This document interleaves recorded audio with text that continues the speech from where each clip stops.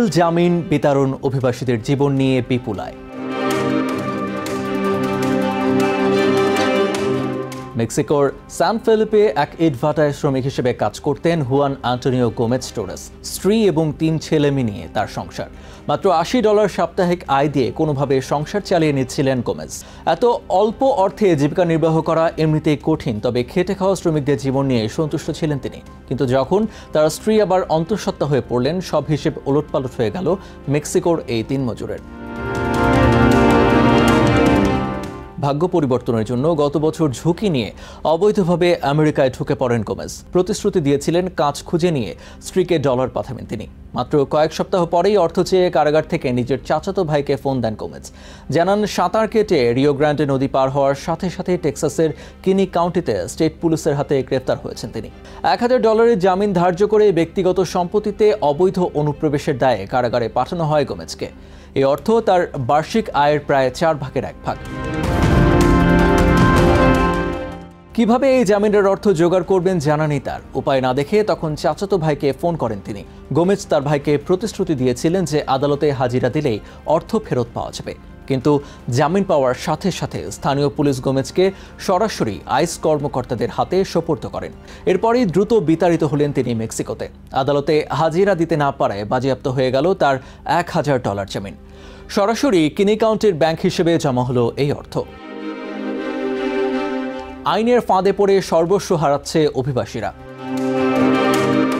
2021 সাল থেকে দেশে অবৈধ অনুপ্রবেশের মাত্রা বেড়ে যাওয়ায় টেক্সাসের গভর্নর গ্রেগ অ্যাবট তার স্টেটে অবৈধ অভিবাসী বিরোধী অভিযান আরও বাড়ানোর সিদ্ধান্ত নিয়েছিলেন। সেই সময় থেকে গোমেজের মতো হাজারো অভিবাসীর জামিন বাজেয়াপ্ত করেছে কিনি কাউন্টি। মনে রাখতে হবে, অবৈধ অভিবাসীদের সিংহভাগই আমেরিকায় আসে নিজ দেশে অর্থনৈতিক অসচ্ছলতার কারণে। ট্রাম্প প্রশাসনের কঠোর অভিবাসন নীতির ফলে দেশের সাউদার্ন বর্ডার দিয়ে অনুপ্রবেশ প্রায় বন্ধ হয়ে গেছে। কিন্তু বন্ধ হয়নি অভিবাসীদের বিরুদ্ধে গ্রেফতার অভিযান। গভর্নর অ্যাবটের কয়েক বিলিয়ন ডলারের উদ্যোগ অপারেশন লোন স্টারের আওতায় এখন পর্যন্ত বর্ডারের কাছাকাছি অবস্থিত কাউন্টিগুলোতে প্রায় 40,000 অভিবাসী গ্রেফতার হয়ে গেছেন। দেখা গেছে, দেশে অবৈধভাবে বসবাস নয় বরং ব্যক্তিগত সম্পত্তিতে অবৈধ অনুপ্রবেশের জন্য অভিবাসীদের গণহারে আটক করছে কিনি কাউন্টি। দুহাত ভরে ডলার কামাচ্ছে কাউন্টি। গত 4 বছরে ব্যক্তিগত সম্পত্তিতে অবৈধ অনুপ্রবেশের দায়ে আটক অভিবাসীদের জামিনের $1.7 মিলিয়ন ফেরত দিতে অস্বীকার করেছে এই কাউন্টি। কিনি কাউন্টির বাজেট রেকর্ড বিশ্লেষণ করে তথ্য বের করেছে নিউ ইয়র্ক টাইমস। এই অর্থ দিয়ে কিনি কাউন্টির শেরিফস ডিপার্টমেন্ট 1 বছর চালানো যাবে, কিংবা কাউন্টি বিচারক এবং অ্যাটর্নি অফিস দুটোই চালানো যাবে 3 বছর ধরে। সীমান্তে অভিযান চালানোর জন্য এসেছে ফেডারেল তহবিলও। সরকারি তহবিল এবং বাজেয়াপ্ত করা জামিনের অর্থ দিয়ে 2 হাতে ডলার কামাচ্ছে কিনি কাউন্টি।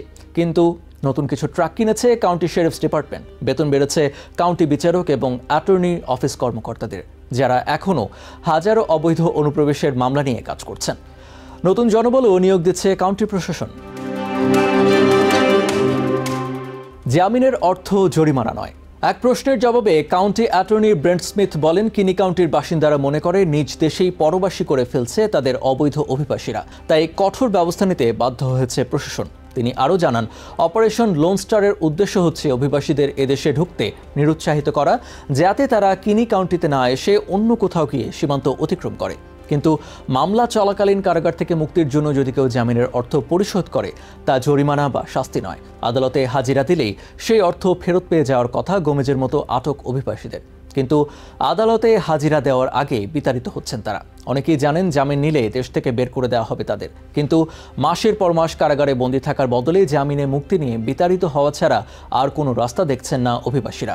এ বিষয়ে এক বার্তায় হোমল্যান্ড সিকিউরিটি ডিপার্টমেন্টের পরিষ্কার জানিয়েছে, শুধু আদালতে হাজিরা দেওয়ায় তারিখ থাকলে অবৈধ অভিবাসীদের বিতরণ থেমে থাকবে না। তাই গোমেজের মতো হাজারো অভিবাসীর জামিনের অর্থ ফেরত পাওয়ার কোনো আশা নেই বললেই চলে।